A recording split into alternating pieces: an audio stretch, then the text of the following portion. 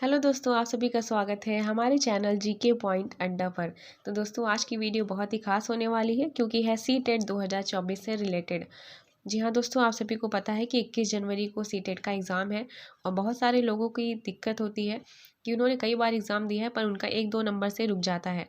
तो ऐसे लोगों के लिए खास ये वीडियो होने वाली है क्योंकि आज हम बताने वाले हैं कि सीटेट एग्ज़ाम में कैसे अधिक नंबर लाया जाए। तो यहाँ पे हम अधिक नंबर लाने का तरीका आपको बताने वाले हैं। बहुत ही मज़ेदार, बहुत ही धुआँधार वीडियो होने वाली है आज। और अगर ये ट्रिक आप अपनाते हैं तो पक्का आपके 8 से 10 नंबर तो ज़रूर ही बढ़ जाएंगे।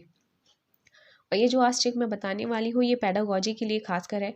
आपको पता है कि बहुत सारे 30 नंबर का तो सीधे पेडागॉजी आती है और हर सब्जेक्ट से भी रिलेटेड पेडागॉजी होती है। तो उन सभी में ये काम आने वाला है। तो यहाँ पे आज हम देखने वाले हैं। वीडियो को स्किप बिल्कुल भी मत कीजिएगा, लास्ट तक बने रहिएगा, तभी आपको यहाँ पे फ़ायदा मिल पाएगा।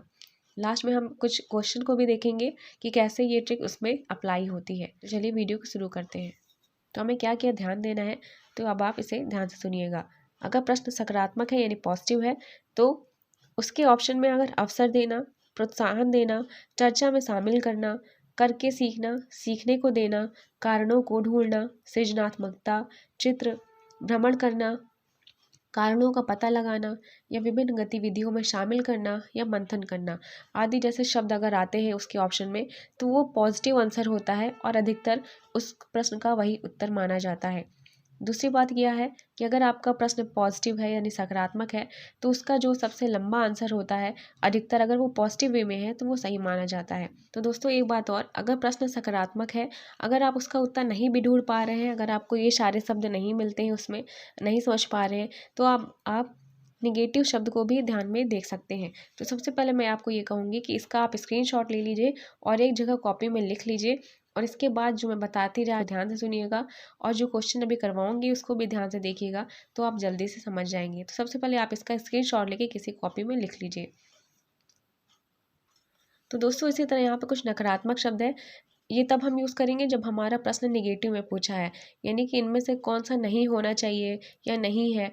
ऐसा प्रश्न जिसमें नहीं शब्द का यूज़ किया है तो वो नकारात्मक प्रश्न होगा और उसमें हमें अगर ऑप्शन में ये सारे शब्द मिल जाएं तो उसका उत्तर वही होता है। तो दोस्तों इसी लगे हम कुछ नेगेटिव जो शब्द हैं वो भी देख लेते हैं। कठोर नियम, व्याकरण रटना, कंठस्थ करना, व्याख्या करना, वर्णन करना, दंड देना, पीटना, केवल एक मात्र है, आयु और योग्यता के आधार पर, बल देना, दोहराव, स्मरण करना, रटना या rote learning, reward and punishment, classify, standardized test assessment without analysis, irrelevant, segregation and categorization, only, always, avoid, price and money, dependence, ignored, standard curriculum, unpredictable, extrinsic, higher grade, disorderly, initially. दोस्तों ये सारे शब्द हैं, मैंने यहाँ पे आपको हिंदी और इंग्लिश दोनों में बता दिए हैं। ये सभी निगेटिव शब्द है। अगर आपको ये सभी शब्द दिख जाए तो पॉजिटिव का ये सभी तो आंसर कभी नहीं हो सकते। अगर आप समझिएगा ध्यान से, अगर प्रश्न आपका सकारात्मक है, पॉजिटिव वे में पूछा है, अगर ये सारे शब्द आपको ऑप्शन में मिल जाएं तो वो पहले क्रॉस कर दीजिएगा।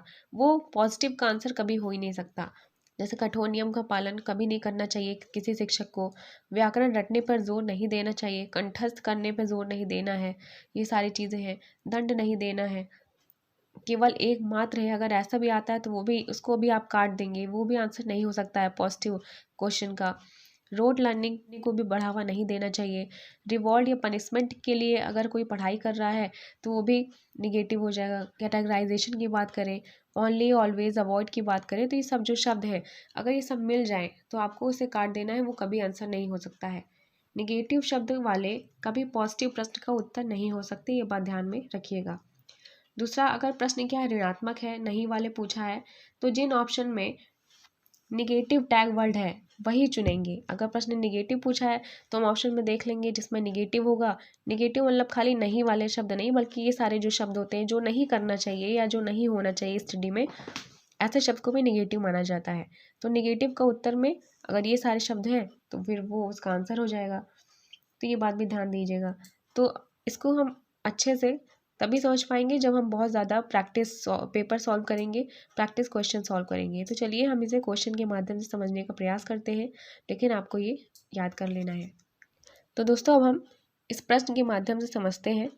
तो यहाँ पे एक प्रश्न पूछा है सीटेट में, what does inclusive education Intel, मतलब समावेशी शिक्षा में क्या शामिल है। तो दोस्तों क्या शामिल है की बात कर रहा है, यानी कि प्रश्न हमारा सकारात्मक है, यानी कि पॉजिटिव है। तो हमने आपको बताया था कि जब भी प्रश्न सकारात्मक हो तो उसका उत्तर भी पॉजिटिव होगा, है ना। तो इसके लिए हम ऑप्शन की तरफ चलेंगे। अब कैसे समझे, तो इसके लिए हमने आपको टैग वर्ड पॉजिटिव वाले भी बताए थे, जैसे अवसर देना, प्रोत्साहित करना, चर्चा में शामिल करना। तो ये सब पहले आप देख लीजिए। अगर आपको नहीं मिल रहा है, फिर भी नहीं समझ में आ रहा है, तो अब आप निगेटिव की तरफ चलिए। ऐसे शब्द अब आपको एलिमिनेट करना पड़ेगा। तो ऐसे शब्द जो नकारात्मक शब्द में मैंने बताया था उनको आप एलिमिनेट करिए। तो दोस्तों ऑप्शन में क्या कह रहा है, standard curriculum for all learner. तो हमने आपको बताया था कि स्टैंडर्ड करिकुलम या स्टैंडर्डाइज्ड टेस्ट असेसमेंट, जहाँ भी ये शब्द का यूज़ करें तो वो हमेशा निगेटिव में लिया जाता है। ये अच्छा नहीं होता है पाठचर्या के लिए या शिक्षार्थियों के लिए, इसलिए हम इसको निगेटिव में मानेंगे और पॉजिटिव का आंसर कभी ये नहीं हो सकता। सेकेंड है सेग्रीगेशन एंड कैटेगराइजेशन। तो अभी हमने आपको बताया भी था जब हम नकारात्मक शब्द के टैग वर्ड बता रहे थे कि सेग्रीगेशन एंड कैटेगराइजेशन भी सही नहीं माना जाता है, ये भी निगेटिव में आएगा। तो ये इसका आंसर नहीं हो सकता। पॉजिटिव का आंसर पॉजिटिव होगा, ध्यान दीजिएगा, जबकि ये सब लर्निंग में कभी भी यूज़ नहीं करना चाहिए। Provisioning of only vocational education, अब यहाँ ओनली शब्द यूज़ किया है तो ओनली भी नहीं हो सकता। मैंने कहा था ओनली, ऑलवेज जहाँ यूज़ करें, अवॉइड की बात करें, तो ये सब भी नहीं होता है। फिर क्या, flexibility in the curriculum as a result of recognition of individual differences, ये बात सही है। करिकुलम में फ्लेक्सिबिलिटी अच्छा माना जाता है, तो यहाँ पे ये हमारा आंसर हो जाएगा। चलिए दूसरा प्रश्न देखते हैं। दूसरा प्रश्न है, which of the following statement is correct in the context of hearing impairment, यानी श्रवण बाधिता के संदर्भ में निम्नलिखित में से कौन सा कथन सही है। अब तो दोस्तों ये भी पॉजिटिव में क्वेश्चन है, तो इसका आंसर भी क्या होगा, पॉजिटिव वे में होगा। हमें क्या करना है, हमें निगेटिव शब्द वाले को एलिमिनेट कर देना है। निगेटिव वाले को एलिमिनेट कैसे करें, जैसे यहाँ पे लिखा है, all children with hearing impairment need to use sign language to communicate. Sign language का यूज़ ज़रूर किया जाता है, लेकिन यहाँ पे टीचर के द्वारा यूज़ किया जाएगा।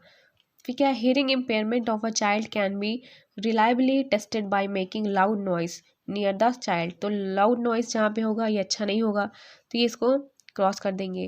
फिर क्या कह रहा है, हियरिंग इम्पेयरमेंट इज़ ऑलवेज, वे हमने आपको बताया था ओनली, ऑलवेज, अवॉइड, ऐसे शब्द जहाँ होंगे वो निगेटिव सेंस में लिया जाएगा और ये क्रॉस हो जाएगा। तो आपका ये और ये तो एलिमिनेट हो गया। पॉजिटिव का आंसर कभी ये दोनों शब्द नहीं हो सकते, मतलब ये दोनों सेंटेंस नहीं होंगे, क्योंकि इसमें निगेटिव शब्द का यूज़ किया गया है। तो कौन सा हो सकता है, हमारा पहला वाला सही हो जाएगा। अब हम यहाँ पे तीसरा प्रश्न देख लेते हैं।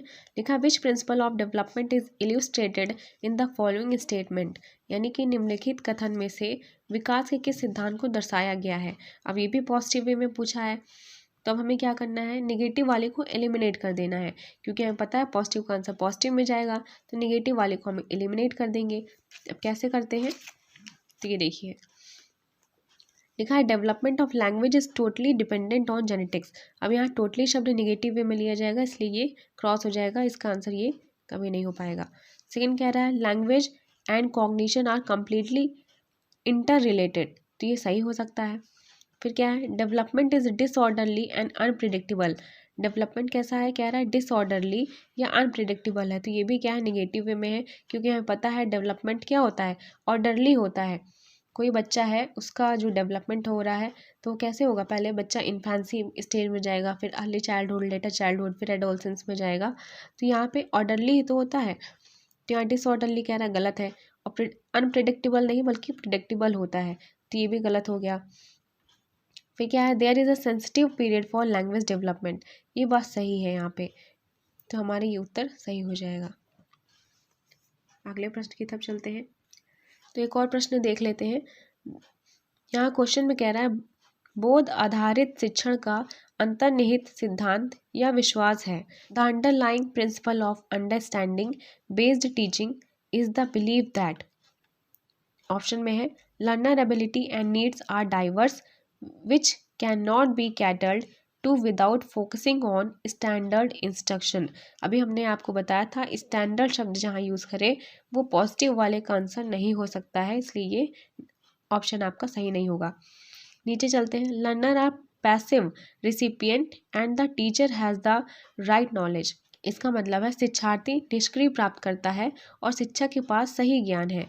तो ऐसा नहीं है, हमने आपको बताया था कि लर्नर क्या होते हैं, हमेशा एक्टिवली रिसिपिएंट होते हैं, है ना, सक्रिय रूप से प्राप्तकर्ता होते हैं, ना कि निष्क्रिय। तो ये भी हमारा गलत हो गया, तो ये दोनों ऑप्शन नहीं हो सकते। थर्ड है learner can construct knowledge when provided with a facilitative environment to do so. ये बात सही है, अगर हम उन्हें सुविधाजनक वातावरण प्रदान करेंगे तो शिक्षार्थी क्या है, अच्छे ज्ञान का निर्माण कर सकते हैं। नीचे क्या है, learner know little and teaching involves transmission of fact to student.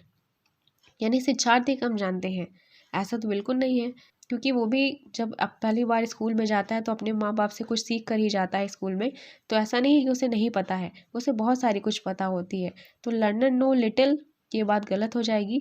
तो यहाँ पे ये तीनों एलिमिनेट हो गए, तो सही क्या हो जाएगा, ये हो गया। यानी पॉजिटिव वाले प्रश्न का उत्तर क्या आया, पॉजिटिव वे में ही आया। तो हमने नेगेटिव वाले शब्दों को एलिमिनेट कर दिया और पॉजिटिव वाला हमारा उत्तर निकल आया। तो हम ऐसे ही कर सकते हैं। तो दोस्तों उम्मीद करते हैं आज की वीडियो आपको पसंद आई होगी, काफ़ी हेल्पफुल साबित होगी, और आई होप कि आप सभी का जो सीटेट का एग्ज़ाम है बहुत ही अच्छा जाए और आप सभी पास हो जाएं। तो दोस्तों मिलते हैं अपनी नेक्स्ट वीडियो में, तब तक के लिए अगर आपने अभी तक चैनल को सब्सक्राइब नहीं किया है तो सब्सक्राइब कर लीजिएगा, वीडियो को लाइक नहीं किया है तो वीडियो को लाइक कर दीजिएगा।